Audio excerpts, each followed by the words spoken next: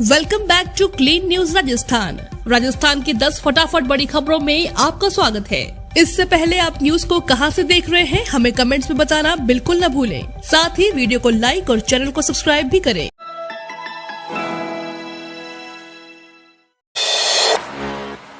75 साल पूरे होने पर जाने कैसा मनाया जाएगा अमृत महोत्सव। सरकार ने भारतीय क्रिकेट कंट्रोल बोर्ड को भारत की आजादी के 75 साल पूरे होने के उपलक्ष्य में भारत और शेष विश्व 11 के बीच 22 अगस्त को एक क्रिकेट मैच आयोजित करने का प्रस्ताव भेजा है। बोर्ड को संस्कृति मंत्रालय ने यह प्रस्ताव भेजा है। मंत्रालय बीसीसीआई के अधिकारियों के साथ बातचीत कर रहा है ताकि शीर्ष भारतीय खिलाड़ियों के साथ विदेशों के लोकप्रिय क्रिकेटर को आजादी का अमृत महोत्सव अभियान का हिस्सा बनाया जा सके। बीसीसीआई के सूत्रों के अनुसार इस समय प्रस्ताव पर अभी भी चर्चा की जा रही है, क्योंकि अंतर्राष्ट्रीय खिलाड़ियों को जोड़ने से पहले कई मामलों को सुलझाने की जरूरत होगी। सूत्रों ने कहा, हमें 22 अगस्त को भारत एकादश और विश्व एकादश के बीच एक क्रिकेट मैच आयोजित करने के लिए सरकार से एक प्रस्ताव मिला है। शेष विश्व टीम के लिए हमें कम से कम 13-14 अंतर्राष्ट्रीय खिलाड़ियों की आवश्यकता होगी।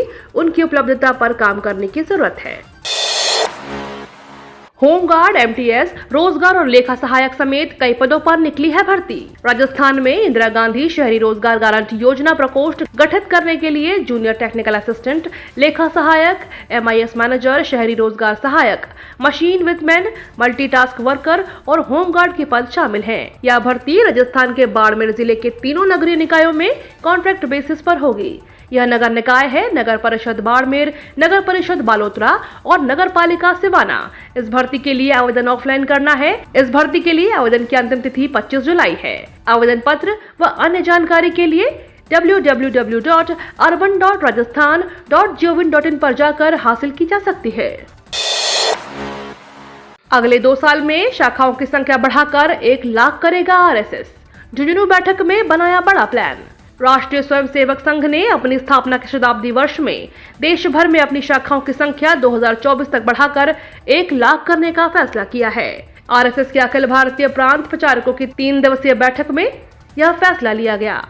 बैठक के बाद संघ के अखिल भारतीय प्रचार प्रमुख सुनील आम्बेकर ने कहा कि इसमें संगठनात्मक कार्यों के साथ ही आगामी योजनाओं व गतिविधियों पर भी चर्चा हुई।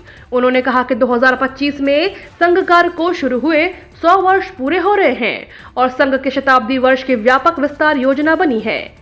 उन्होंने कहा कि इसके तहत 2024 तक देश भर में शाखाओं की संख्या को 1 लाख स्थानों पर ले जाया जाएगा और समाज के सभी वर्गों में संघ कार्य पहुंचाने और समाज में सकारात्मक वातावरण बनाने का प्रयास किया जाएगा। आम्बेकर के अनुसार वर्तमान में शाखाओं की संख्या 56,824 है। बैठक में गत वर्ष की समीक्षा की गई तथा आगामी 2 वर्ष के कार्य योजनाओं का लक्ष्य लेकर तैयार किया गया।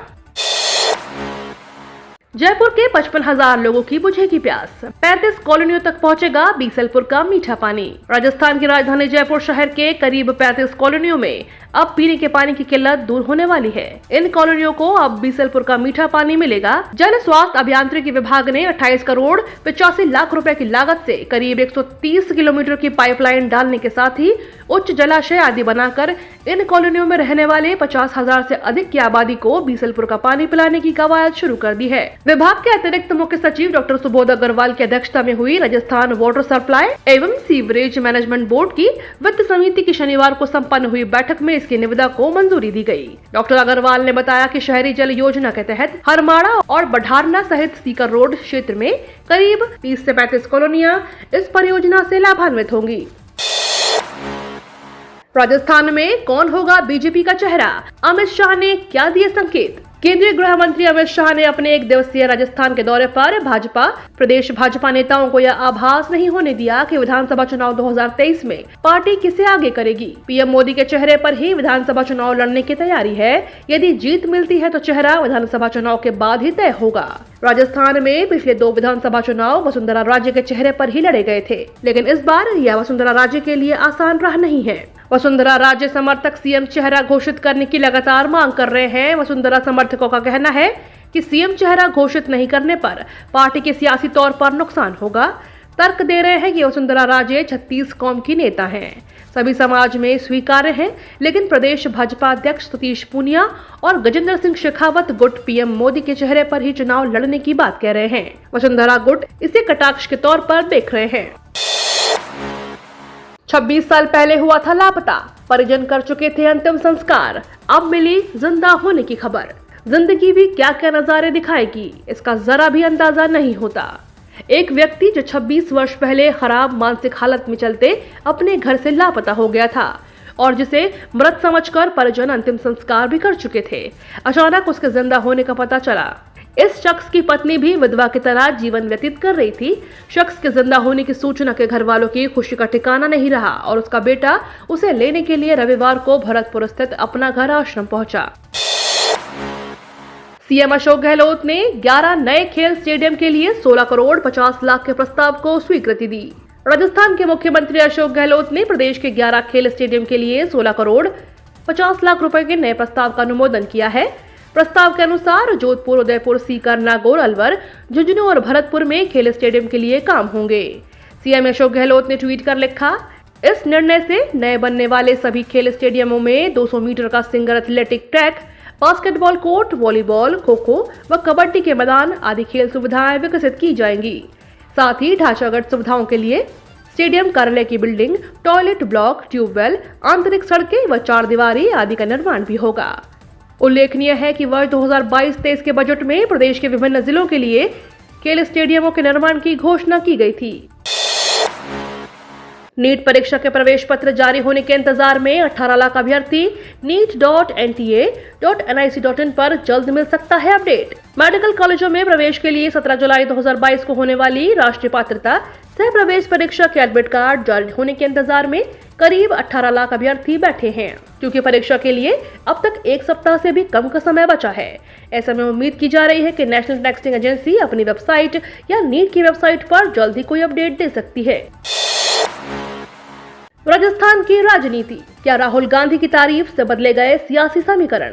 राजस्थान में लंबे समय से जारी सत्तारूढ़ कांग्रेस पार्टी में कलह थमने का नाम नहीं ले रही है। सीएम गहलोत गाहे बगाहे सचिन पायलट पर हमला करते रहते हैं, लेकिन सचिन पायलट सदी हुई राजनीति के तहत बेहद खामोशी से सब कुछ सहन कर रहे हैं। सचिन पायलट पार्टी आलाकमान के सामने ऐसी छवि बना रहे हैं जिससे कांग्रेस आलाकमान को हमेशा यह महसूस हो कि पायलट सब कुछ पार्टी में लगा रहा है। सचिन पायलट को उम्मीद है कि राजस्थान में देर सवेर आने वाला कल उनका ही होगा। वैसे भी सीएम गहलोत के मुख्यमंत्री के तौर पर अंतिम पारी मानी जा रही है। सीएम गहलोत तीसरी बार मुख्यमंत्री बने हैं।